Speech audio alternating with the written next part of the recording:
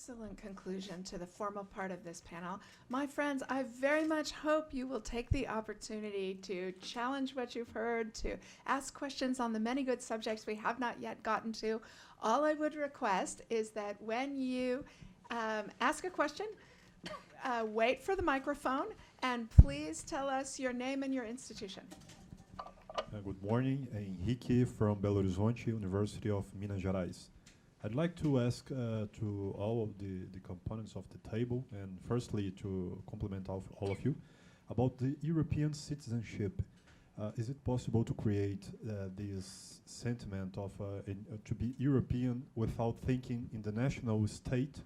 The national identities are still important, or we can think in a transnational and supranational perspective instead of these national roots of the European project? Thank you. Excellent question, and I think the sermon that Christian just gave is the best example of the overarching attempt to do it. I think the populist politics we are seeing in many European countries are the measure that Europe has not yet succeeded. But perhaps somebody on the panel has a different perspective than that. Chris? Yes, sir. We take several. Two more questions, and then we go back to the panelists. Okay, sure. So we'll take it in threes. 2 and 3, right there. Well, Alberto Kremnitzer, the Jewish Museum of São Paulo. If I'm not mistaken, the Syrians refugees are a minority among the migrants. I wish also to know a little bit more about the no-go zones in Malmo, Sweden, Paris, and London. Is it a result of unemployment? Is it the absence of the welfare state? And why is it that migrants are leaving Portugal? Why are they so much interested in going into Germany? Excellent questions all. Okay. Yes, José Pastore from the University of São Paulo. A great panel, very good.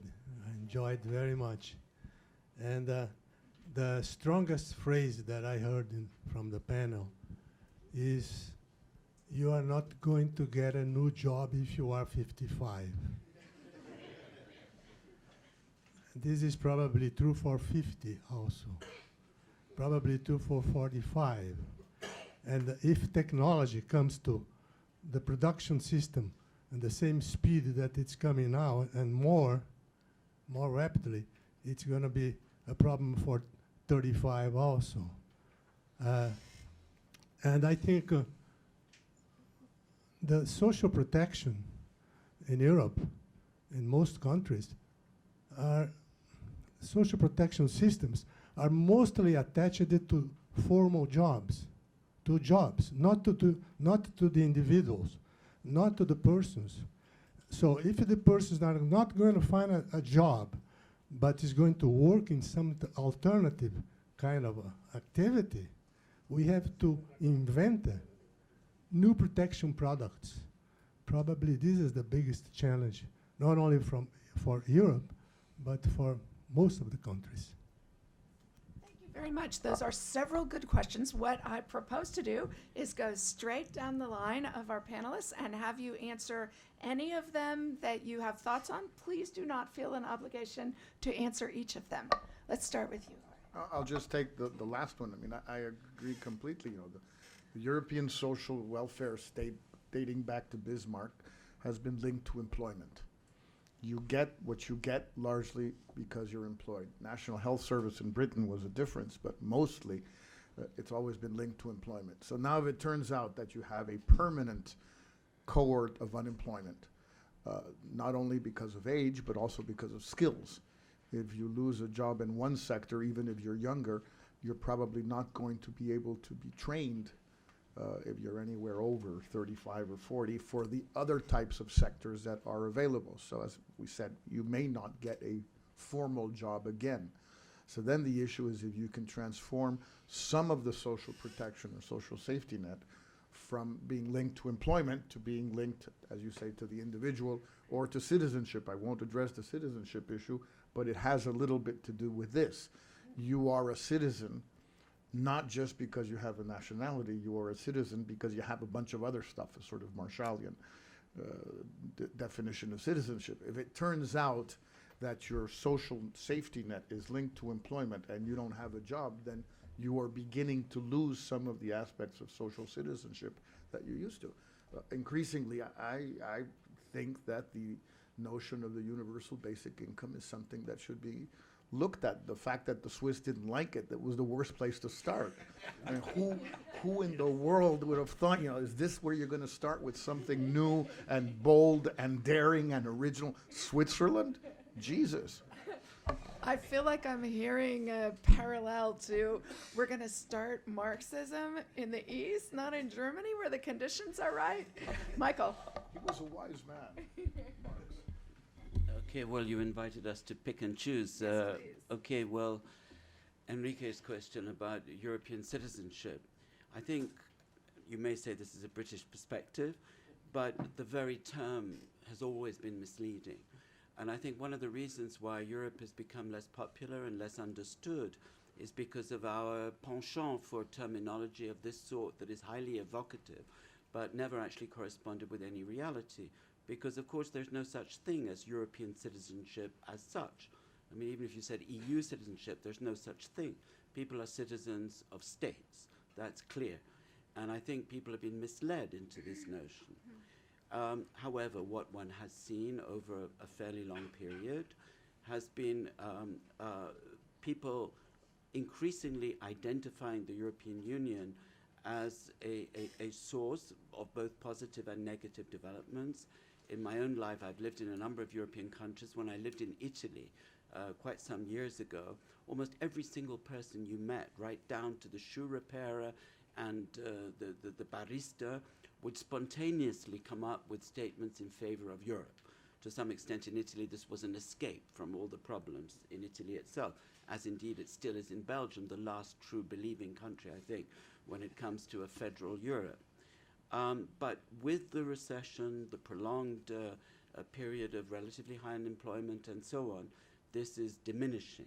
And I think what we're seeing is a recrudescence now of nationalism and also sub-national identities, whether in Scotland, in Flanders, or in Catalonia, rather than any growing sense of European identity or citizenship as such.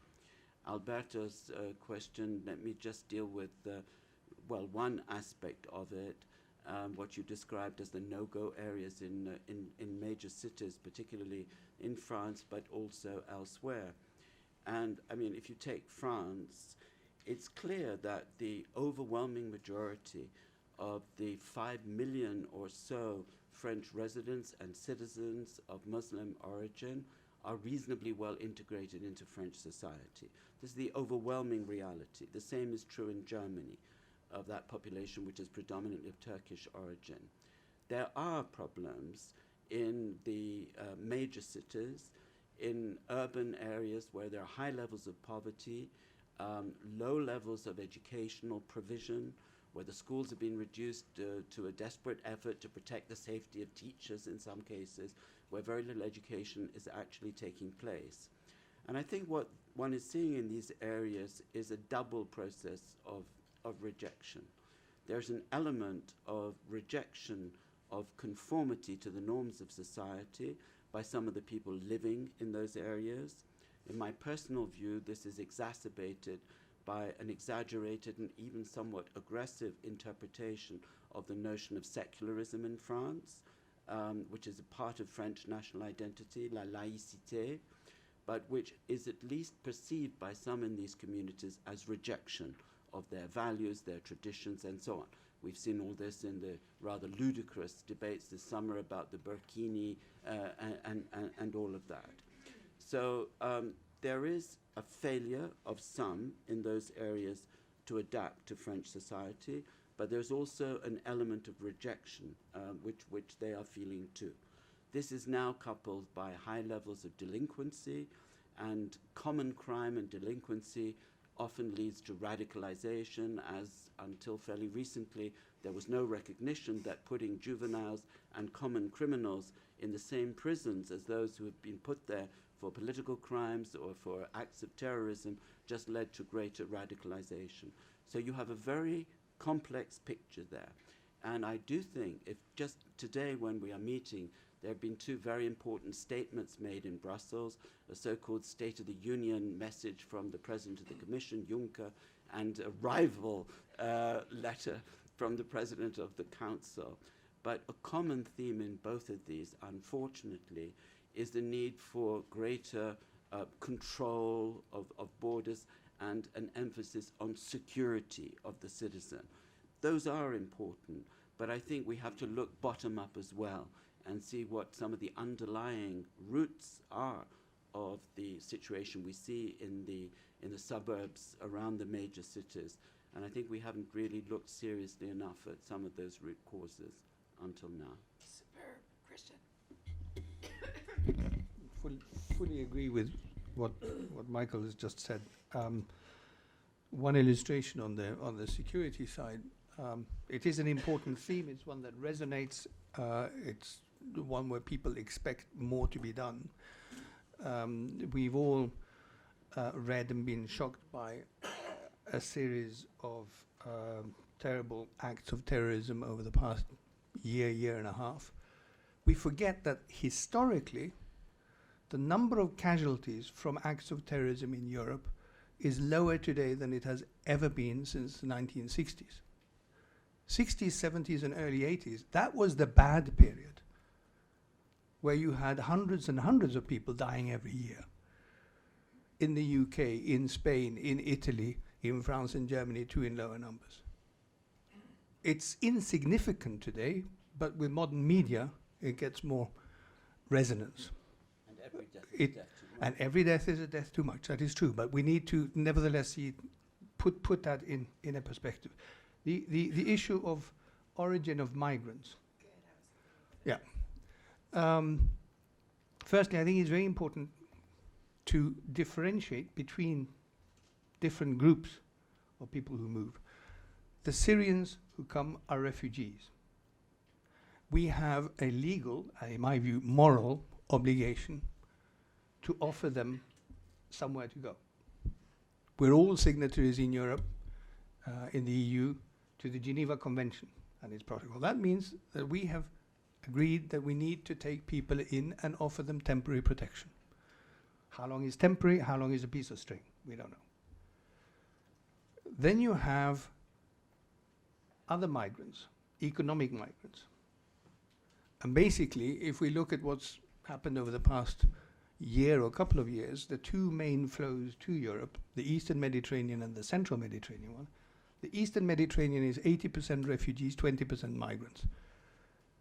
The Central Mediterranean, last year was the other way around, 20% refugees, 80% migrants. This year it's 98% migrants. Those are people, there's nothing wrong with that. Those are people who are looking for a better life. Millions and millions of Europeans did that over the past 100, 150 years. Migration is, sometimes in Europe now they say this is the new normal. I object to that. I say, no, it's the old normal. It's just the volume that's increased. It's part of human nature. But we have to find ways of managing it. But I hope that gives a bit of a reply to your...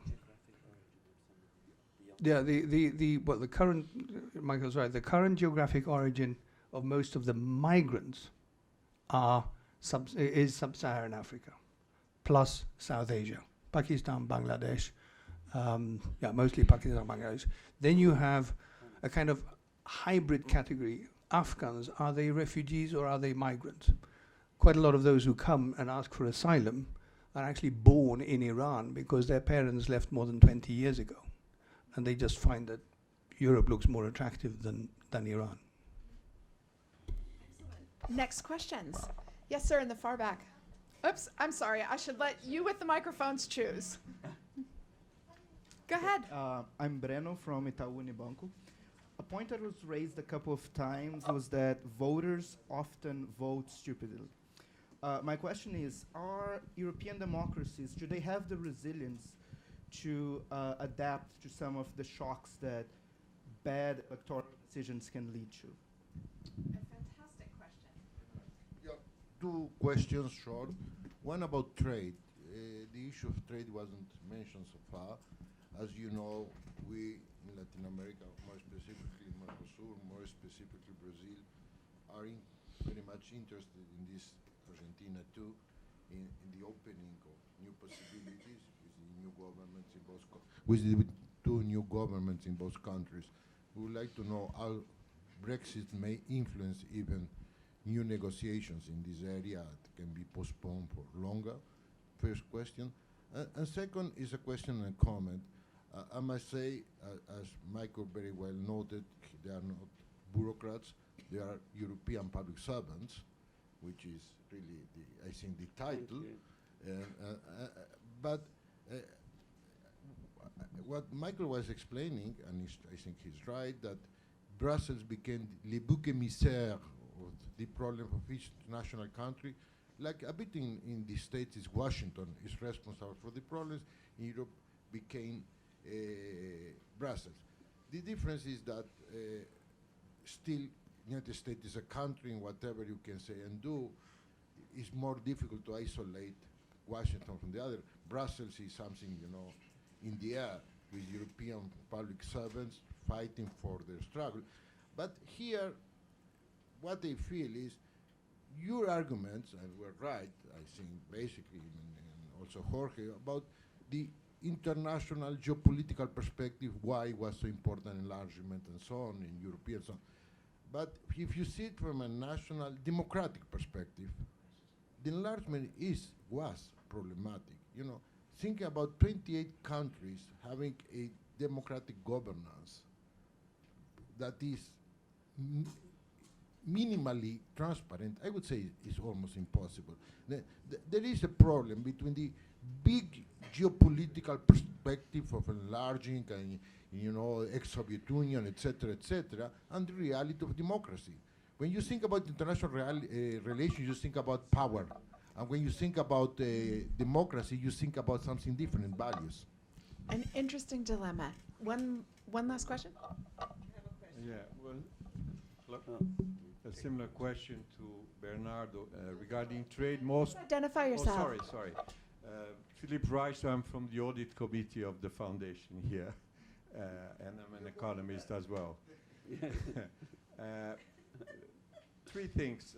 First, on trade, can you talk a little bit more about agriculture specifically, because that interests a lot about here in Brazil and the Americas in general.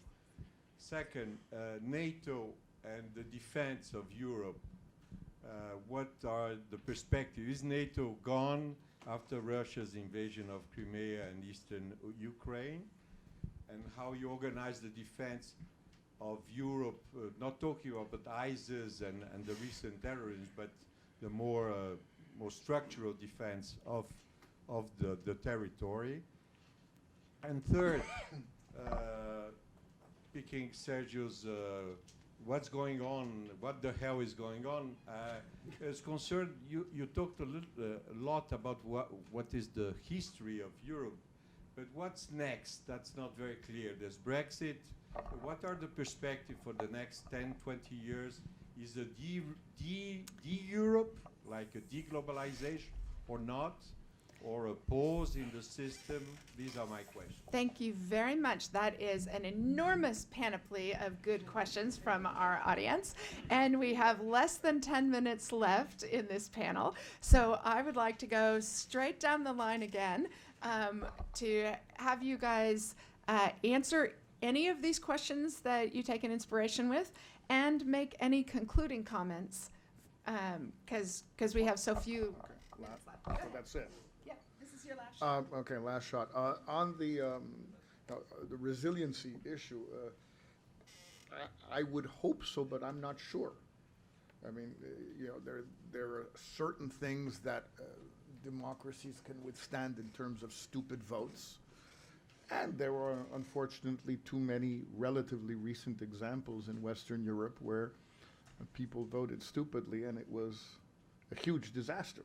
And the fact that this was only 80 years ago, now 80 years ago, doesn't mean it can't happen again. It can, and I am not sure at all that, which is why it's preferable to avoid the conditions where people do stupid things. I'd rather make an effort there than to try and fix it once they do something stupid.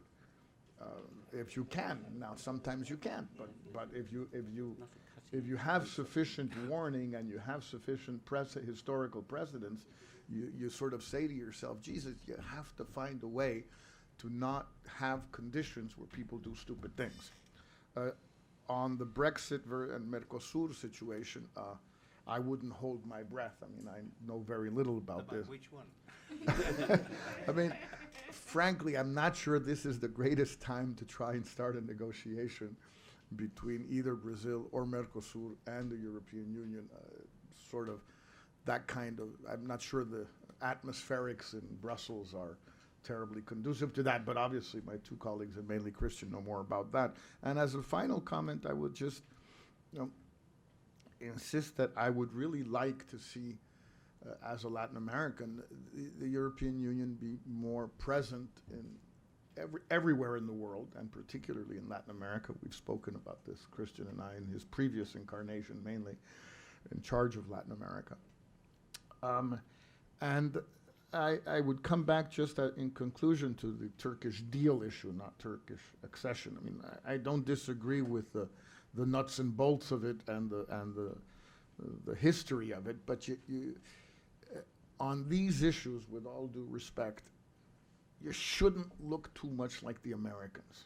Not a good idea. Not because you haven't done this in the past. I mean, the degree of cynicism of French, British, and other countries' foreign policy over the last couple of 100 years does not it shames everybody. In other words, it's not just the Americans who were cynical. But little by little, the Europeans had become a little more,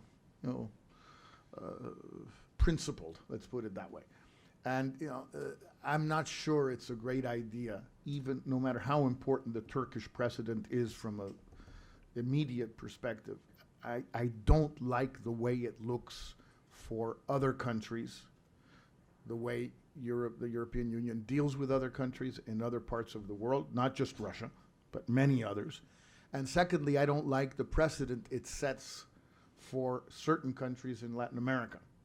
And I would just establish a very provocative analogy just so that we can just keep fighting for a little while. I'm not sure President Obama's visit to Havana didn't have a little bit to do with the same kind of mess. Look, I don't want 1 million Cubans coming to the United States. You want me to go into Havana, you want me to ride around in an old car, I'll do whatever you want me to do, and I'll forget about human rights, and I'll forget about elections, and I'll forget about the press, I'll forget about anything, just, I don't want 1 million Cubans. Stay home. I would have been so disappointed if we had gotten through this panel without a salvo like that. Michael, no, I'm serious. I'm not being... Michael. Well, given the time, I would take note of Bernardo's comments and Bruno, and maybe just address the one question posed by Philip about what's next and where are we going with all of this. There was a conference organized by the German Marshall Fund a year or so ago in which people had an opportunity to put in a single word, and they were asked to say what, in their view, would the European Union look like in 2025. And the more people spontaneously chose a word, the bigger it got on the screen. So the word that was biggest was gone. I think myself this is a great exaggeration, but we should recognize that European leaders like the Vice President of the Commission, Mr. Tindemans, and others actually now do envisage the possibility that the European Union might disintegrate and disappear. I don't think it will do that, but I think it will survive, but in a very different form. Christian talked eloquently about this vision of an ever closer union. I think today there are almost no national leaders, and outside of perhaps Germany, Belgium, and Luxembourg, very few public opinions who would strongly support that goal of building a federal state in Europe. I think that has disappeared, that goal. What we will see is the continuation of the European Union, the structure of European law, it will remain there, but it will become more intergovernmental. The meeting of heads of state of government in the European Council already are calling most of the shots. The institution where I worked for many years is clearly in decline, the European Commission. The European Parliament has not established its legitimacy with the population more generally for various reasons. So I think we'll see a more limited Europe, cooperating across a wide range of fields, integrated in some respects, community law surviving, but not with this trajectory to move towards ever closer union. Will countries leave? Yes, Britain will leave. Theresa May is absolutely committed to this. She wants to be elected in the next election, which has to be by 2020, maybe 2019. She must deliver Brexit, or else her party will fall apart. Will other countries follow and leave as well? No, they won't. I think the arguments of the Central European countries, the benefits they gain from membership, are so strong they won't leave. France will not leave, Italy will not leave, Sweden will not leave, Denmark will not leave. However, there will be an active debate in all of these countries. Will any new countries join? No, they won't.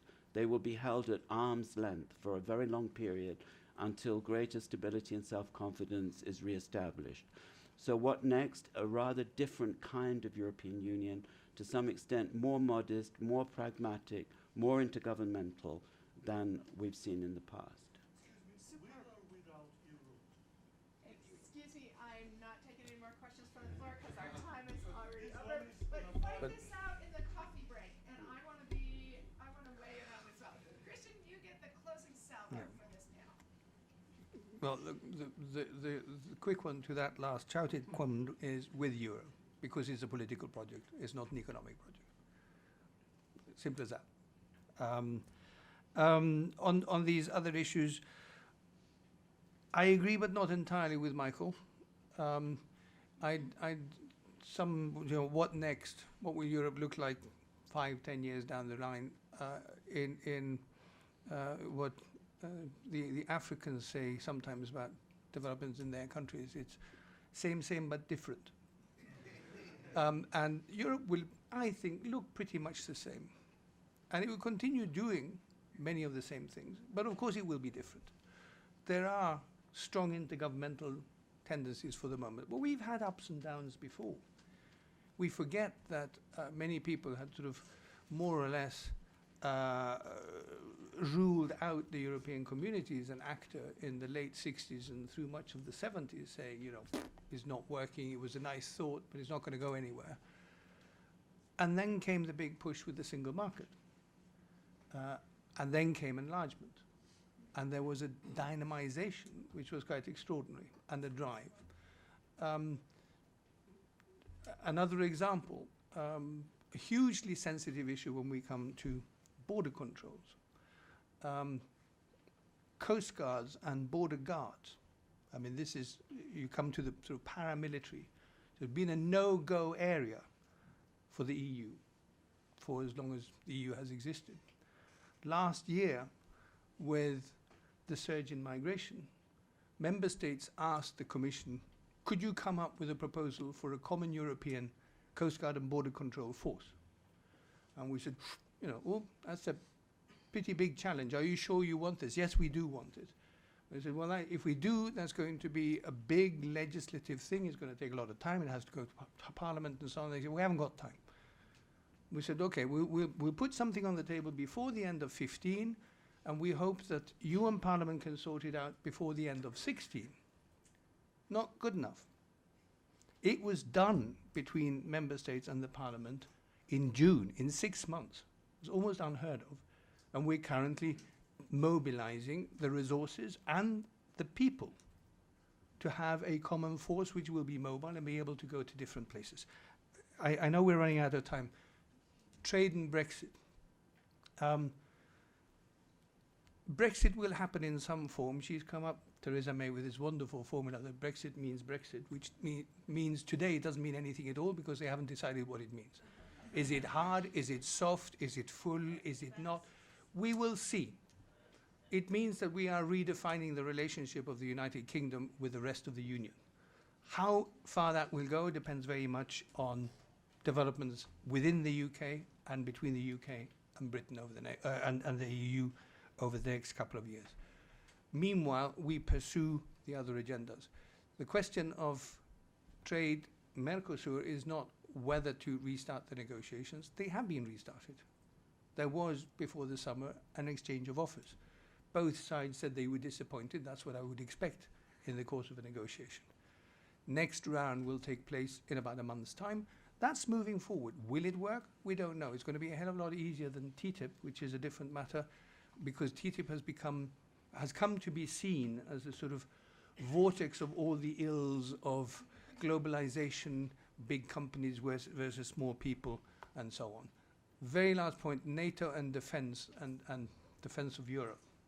I think certainly most of the countries, the new member states from Central and Eastern Europe, they would say their best security guarantee is the combination of NATO and EU membership. Not just the one or the other, but the two together, because that binds them so much into a formal defense network and a de facto economic, social, and political community of interests that it becomes almost, not quite, but almost unthinkable that somebody would have the bad judgment to try to grab a piece of their territory or undermine them in other ways. I hope all of you who have questions that either you didn't get the opportunity to ask or that you didn't get a satisfactory answer to will continue to relitigate these issues over the coffee break. And in the meantime, please join me in thanking these three extraordinary men for their contributions.